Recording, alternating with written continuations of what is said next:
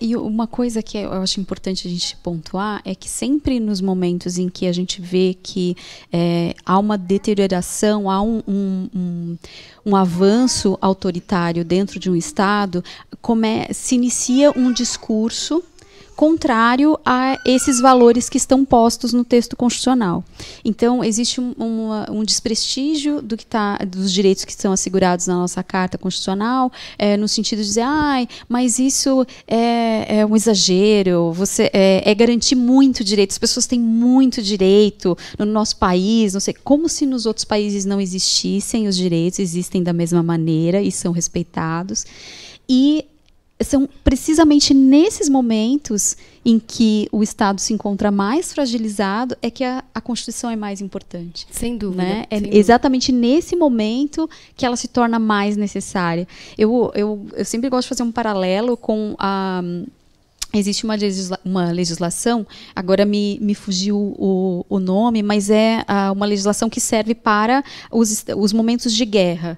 Né, ela existe para dizer como se deve tratar o prisioneiro de guerra. E aí assegura direitos para este prisioneiro de guerra, para que não ocorra nenhum tipo de abuso contra ele. E aí as pessoas, quando leem, né, esse estatuto, falam, mas a pessoa vai estar em guerra e vai estar garantindo algum direito para a pessoa que invadiu o seu Estado, que está fazendo terrorismo, está fazendo alguma coisa ruim. A legislação serve para isso. Né? Serve para isso, para que a gente não se esqueça que nós somos humanos, né? Para que a gente existe para isso. A Constituição também existe para isso, para que a gente não esqueça da dignidade da pessoa humana. Justamente isso que a Renata acabou de falar em relação a essa segunda geração de direitos, que surgiu o princípio da dignidade da pessoa humana, que é uma pedra angular do nosso texto constitucional, né? Com base em todas as atrocidades que foram praticadas na Segunda Guerra Mundial, com base na legislação. Existia uma lei que permitia que tudo aquilo acontecesse. Então, para que as legislações, nunca mais, para que não se permitisse que se criassem legislações que violassem os direitos humanos, justamente é por isso que existe o princípio da dignidade da pessoa humana, e por isso a importância da nossa Constituição e a importância de nós defendermos os direitos, mesmo em face daquelas pessoas que a gente não gosta. Exato. Né? Aliás, Adriana, você tocou num tema muito sensível e complementa até minha fala anterior, porque eu falei aqui, deu a impressão que os direitos eles acabaram nessa segunda dimensão ou segunda geração. Existem essas duas terminologias na teoria. Mas não, como a Adriana falou, nem o constitucionalismo, nem essas constituições que garantiam direitos e que a princípio eram limitadoras do direito, do abuso estatal, limitadoras da arbitrariedade, e impunham algum tipo de limite ao exercício do poder político, foram suficientes para evitar o que a gente viu durante segunda metade do século XX, o Estado nazista, 6 milhões de judeus enviados aos campos de concentrações, exterminados, além de outros que foram perseguidos, né, como negros, deficientes, ciganos, né? Então, essa tragédia, essa monstruosidade que foi perpetrada durante a Segunda Guerra Mundial, ela trouxe para a gente, eu gosto muito dessa expressão, em Poderes Selvagem, que é o do Luigi Ferrajoli. Luigi Ferrajoli, ele traz que os direitos universais, a Declaração Universal dos Direitos Humanos, que surge em 1948, logo em seguida da formação da ONU, que é a Organização das Nações Unidas, ela traz uma legislação que ela é considerada, segundo o Ferrajoli, sementes antifascistas. E eu gosto dessa expressão porque é exatamente isso. Não basta haver uma Constituição que traga a organização do Estado ou garanta algum tipo de direitos. A gente precisa algo a mais. Então, o constitucionalismo avança, porque a gente chama, então, dessa terceira dimensão dos direitos fundamentais, que é, então, constituições rígidas. Então, o que significam constituições rígidas? A alteração do dispositivo constitucional, ela tem um processo mais difícil do que de alterar as normas infraconstitucionais que estão abaixo, numa relação de hierarquia. Falei para vocês que a Constituição ela tem supremacia. Todas as outras leis que são criadas pelos outros poderes, ou atos normativos, né, não necessariamente leis, elas estão, então, submissas e submetidas a essa Constituição e tem um processo de alteração diferente. Então, para se alterar a Constituição, para se propor uma emenda constitucional, a gente tem um quórum diferenciado, né? Então, aqui eu sei que a ideia é a gente não falar muito especificamente das questões jurídicas, popularizar esse conhecimento, mas é importante saber que, sim, para evitar o retorno a essa ideia de que pela soberania ou pela razão de Estado se pode tudo, os direitos humanos eles vieram para frear essa ideia e para se contrapor. E mais do que isso, um núcleo que não pode ser objeto de emenda constitucional, que a gente chama lá o nome cláusulas pétreas, não tem problema, ninguém precisa lembrar disso, o importante é a ideia ficar que é um núcleo intangível e que não pode ser modificado, não pode ser objeto de deliberação pelas emendas constitucionais. E aí, mas quais são esses? Eu quero saber. Enfim, a título só de curiosidade, a nossa forma federativa, o voto direto, secreto, universal e periódico, a separação de poderes, que é essa herança aí dos iluministas, né? De Montesquieu, e também os direitos e garantias individuais, que passam por essa tipologia que nós construímos até aqui, né? Isso, exato. Agora eu vou passar a palavra para o Gesiel, porque a gente fica aqui tão... querendo falar, né, Adriana, tanta coisa. Eu quero ouvir, tá? A gente tá tão gostosa a fala da professora Renata que eu nem estou interrompendo. Mas eu quero que o Gesiel participe também. Faça uma pergunta à professora, por favor. Sim. Bom dia, professora Renata. É que quando a professora estava falando, já começou a falar sobre os princípios e os objetivos. Sim. Né? E é interessante que ela tem uma hierarquia, digamos, de ordem, né? Sim. Na Constituição. A gente começa a falar de princípios, depois fala de objetivos, né? Então, e também, quando a gente fala de princípio, a gente fala de fundamento, né? Se a gente for comparar com uma casa, seria o alicerce. Sem dúvida. Sem o alicerce, não existe casa. Então, eu gostaria de saber, as mudanças que ocorrem, né, na Constituição, no entendimento da Constituição. Muitas mudanças não ocorrem exatamente pela falta do entendimento dos princípios, fundamentos, ou, se não for entendimento, é omissão mesmo, ou uma ação contrária mesmo, né? E quando a gente vê, por exemplo, até na iniciativa privada, e nesses livros de motivação, tudo, muitas pessoas falam assim: foco nos objetivos, né? Mas aí a gente pega lá o artigo 3º, mas cadê o foco nos objetivos? Né? Então, cadê o foco nos objetivos? Então, será que quando a gente fala em corrupção, será que não estão pessoas que deveriam estar cuidando da Constituição, não estão corrompendo a nossa Constituição? A pergunta ela é fundamental. Essa é uma dúvida que os alunos têm e angustiam muito, né? Porque, professora, a Constituição é linda, ela traz lá um conjunto de valores, de direitos e deveres, mas na vida vivida, na materialidade aqui, no terreno, por que a gente não vê isso ser construído? Cadê a efetividade dessas normas constitucionais? E esse é o ponto que o Gesiel trouxe para a gente, que é fundamental.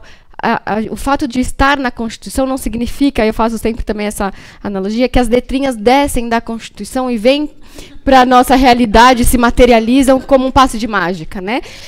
Mas o primeiro passo para que haja efetividade, eu não tenho a menor dúvida, Gesiel, é uma educação de qualidade e uma educação não só formal, aquele ensino básico que é fundamental, mas é uma consciência política, constitucional. Eu sou uma defensora, acho que assim como a Adriana, de que esse conhecimento saia dos muros da universidade e da universidade dentro do curso de Direito e que vá já muito cedo para o ensino básico, Fundamental 2, ensino médio, porque só com uma consciência cidadã plena é que a gente forma esse indivíduo ativo para cobrar dos poderes públicos que esses objetivos sejam de fato cumpridos e perseguidos.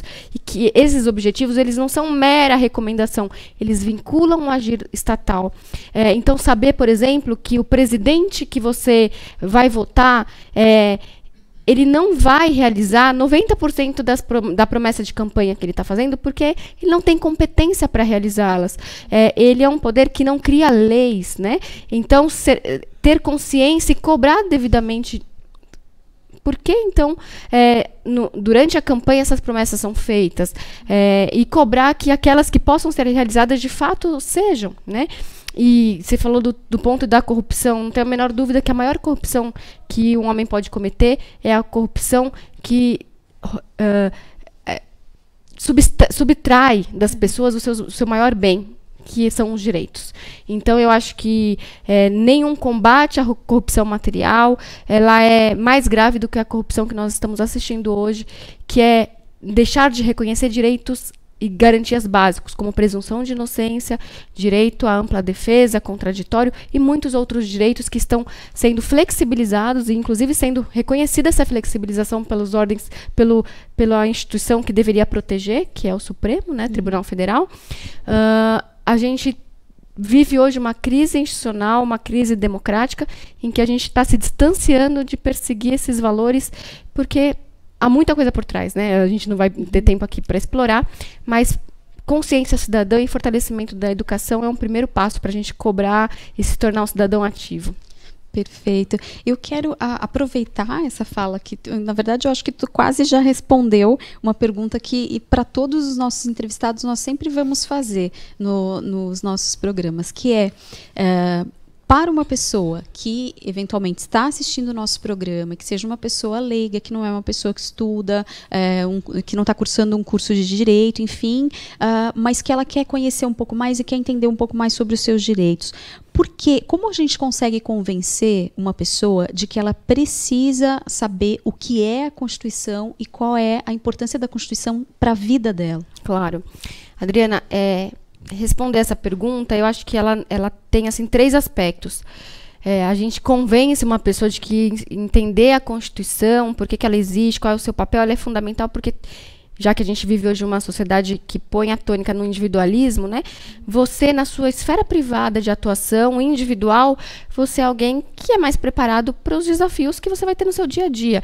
Todo mundo engendra aí relações e contratos, negócios jurídicos. Então, você vai comprar uma casa, provavelmente vai, né? Eu espero que todos tenham essa possibilidade, não é a maioria do país, infelizmente, que tem, mas ou vai alugar um imóvel, vai ser um consumidor, vai adquirir um produto. Então, saber quais são os limites que essas relações podem ter. Será que pode, numa relação, por exemplo, num contrato de locação, o proprietário ele pode dispor de qualquer norma nesse contrato?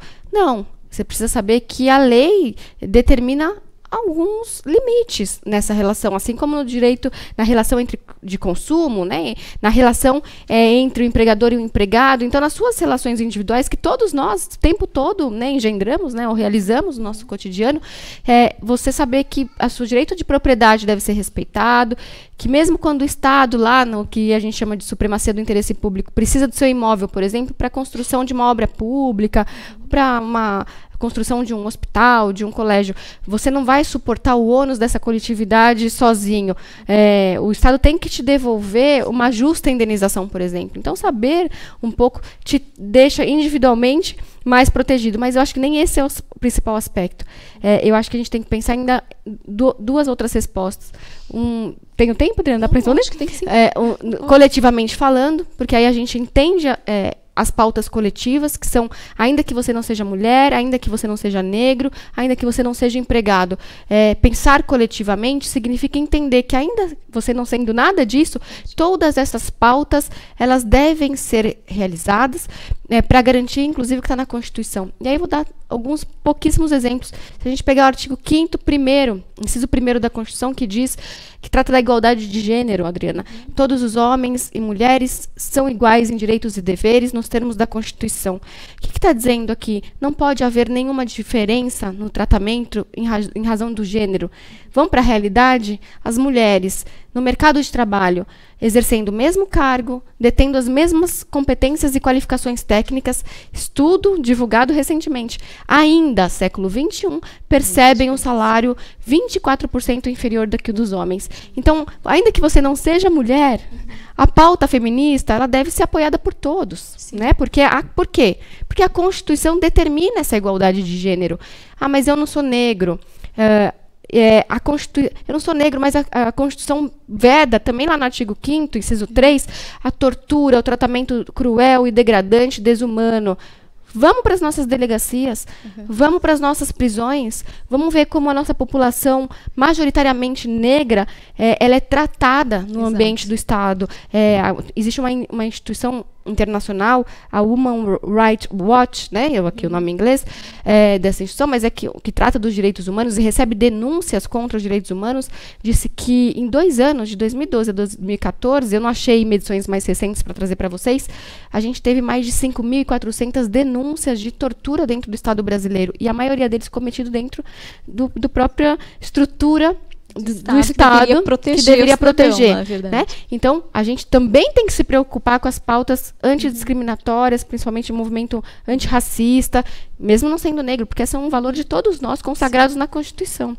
Enfim, acho que eu respondi. E do ponto de vista político, né, eu acabei de falar, do ponto de vista político, porque só tendo consciência dos limites das competências de quem exerce poder político, enfim, conhecer a estrutura do Estado é que vai fazer com que a gente tenha melhores candidatos eleitos, a gente tenha a possibilidade de avançar democraticamente. Então, acho que dá para trabalhar em 3 aspectos. Não, sem dúvida. Então, eu acho que fica muito claro para todos a importância do texto constitucional, porque ela é a base das nossas relações. O que está no texto constitucional regulamenta todas as outras legislações, e todo o agir do poder público. Exatamente. Né? Então, a importância da Constituição é vital. E aí, quando você se dá conta disso, é que você vê o quão grave é as pessoas, a população em geral, não ter acesso a esse conhecimento. As pessoas não saberem sequer o que é a Constituição, quanto mais o que tem no texto constitucional, quais são os direitos que estão garantidos ali. E isso é uma coisa pensada, isso não é um acidente. Não é. Né? Isso é uma estratégia, porque quanto menos as pessoas souberem, mais elas podem ser manipuladas e melhor, porque aí elas não terão consciência dos seus direitos e não tem como cobrar esses direitos, né? Então vejam a importância de você se propor a conversar com as pessoas que passam pelo seu caminho. Tá em algum lugar, tá num bar, sentou para tomar alguma coisa, numa padaria, sentou para tomar um café, conversa com o rapaz que está lá te atendendo, simpático, está te dando bom dia, puxa o assunto, fala, olha, eu faço parte de um grupo de estudos e eu queria fazer uma pesquisa com você. Você sabe o que é a Constituição? 5 minutos, gente, que de repente você vai plantar uma sementinha naquela pessoa. Falar, olha, não, é importante sim, você tem que saber. E explicar um pouquinho, se dispor a falar, conversar com as pessoas.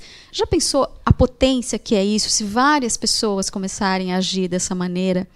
A diferença que isso vai fazer, porque não vai ficar naquela pessoa que você conversou, ela vai comentar com outras pessoas. E ainda que ela fale para outra pessoa, chegou um doido lá no meio, veio com uma conversa de Constituição, sei lá o que é isso. O filho vai procurar na internet, vai conversar.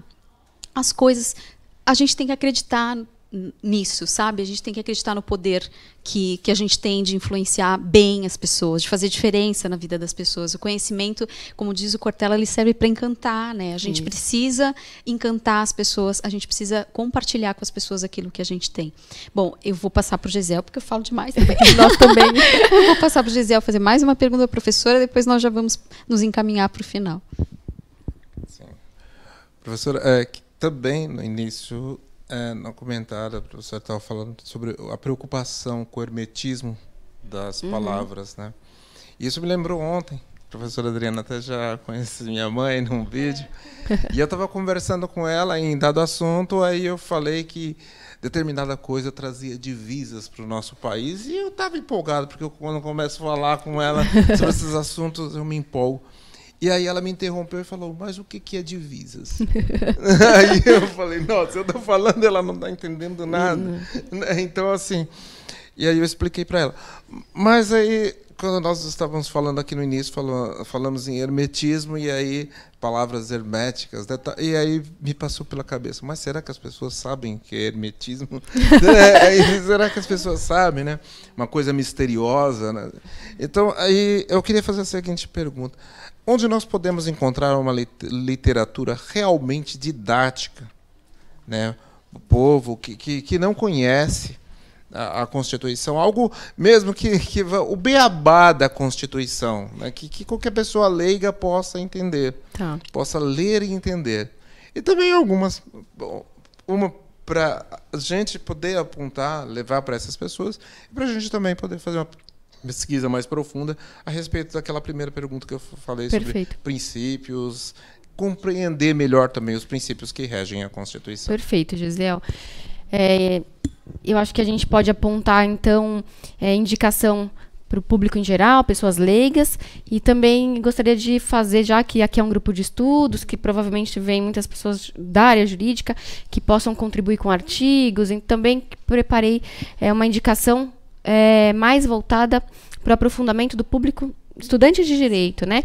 Então, para o público leigo, antes, né, na verdade, para ambos, gente, o documento que vocês precisam todos nós devemos acessar é a Constituição. Não dá para falar da Constituição sem ter mexido na Constituição, olhado, entendido mais ou menos como as exposições estão organizadas. Não tenho tempo, não gosto, não entendo lei, não vou ler. Pegue pelo menos o artigo 5º e seus 78 incisos, que já é bastante coisa, né? Mas já é um passo importante, lá onde tem as nossas liberdades, direito de igualdade, direito à vida, estão lá no artigo 5º. Então, pelo menos o artigo 5º e para todos. Para os leigos, tem sim uma bibliografia que eu gostaria de indicar, inclusive trouxe para vocês para mostrar. É um livro que chama Constituição, um livreto de bolso, né? Ele foi escrito pelo jurista e constitucionalista da PUC, foi professor também da Adriana, professor Pedro Estevam Serrano. Ele participou dessa obra que é Coleção para Entender Direito, né? Organizada pelo professor Marcelo Semer, Márcio Sotelo Felipe. E a linguagem, apesar de, sim, em alguns aspectos, aprofundar bastante, né? Mas é uma linguagem que foi construída para atingir o maior número de pessoas. Então, ele é bem curtinho, não dá para dizer, todo livro de direito ele é grande e já me desestimula de saída, né? Então, esse não, é um de bolso, dá para ler rapidinho no transporte público. Então, é essa indicação que eu faço para quem é leigo e quer ter uma bibliografia, um livro, né, para acessar. Mas mais do que isso, nós temos na internet algumas ferramentas. O grupo o Grupo Democratismo vai promover esse material rico, né, que a gente começa a construir agora. Eu quero, inclusive, me colocar à disposição da Adriana para ser essa parceira de vocês no que for necessário. Então, sigam nas redes sociais o grupo, né, o Grupo de Estudos Democratismo, vejam os vídeos, os artigos, e já há outras iniciativas nesse sentido também, que é o Politize, talvez a iniciativa mais difundida e conhecida. Eles têm materiais ótimos, né, direcionado para todo mundo, para todos os indivíduos. Há também uma iniciativa da Câmara dos Deputados, que eu conheci, na verdade, pesquisando, Adriana, que chama Escola Virtual de Cidadania. Lá também nós temos pequenos vídeos explicando conceitos simples, mas necessários. Enfim, para o público leigo.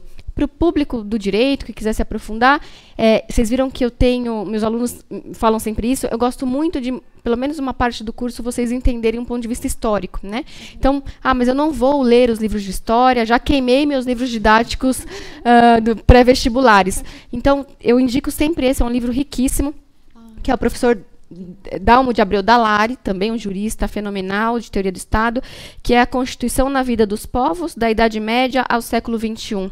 Então, ele vai tratar do constitucionalismo desde a Idade Média. A gente falou para vocês, lá do final do século XVIII, das primeiras constituições escritas, mas desde a Idade Média a gente já tem sementes do que é esse constitucionalismo, e é um livro fenomenal, fantástico. Então, eu indico para todos os alunos. E o livro de Direito Constitucional Manual, que eu gosto de adotar, do professor Paulo Bonavides, mas nós temos um grande espectro, né, de grandes constitucionalistas com manuais de cursos de direito constitucional. Acho que essas são as dicas principais. Perfeito. Nossa, e foi excelente que a professora trouxe os livros para mostrar os livros para vocês verem. Então, se não tem desculpa, não tem como não achar. Depois, aqui na descrição do vídeo, nós vamos colocar o nome desses livros que a professora indicou.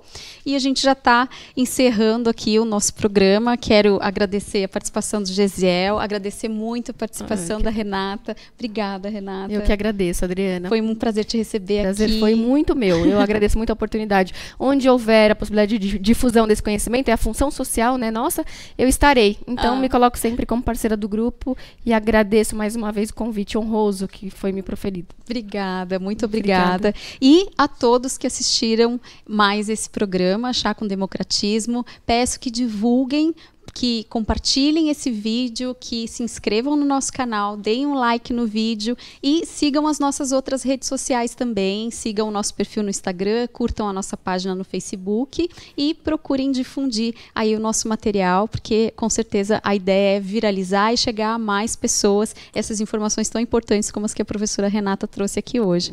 Muito obrigada, obrigada a todos que estão aqui presentes e obrigada a você que assistiu esse programa. Até a próxima.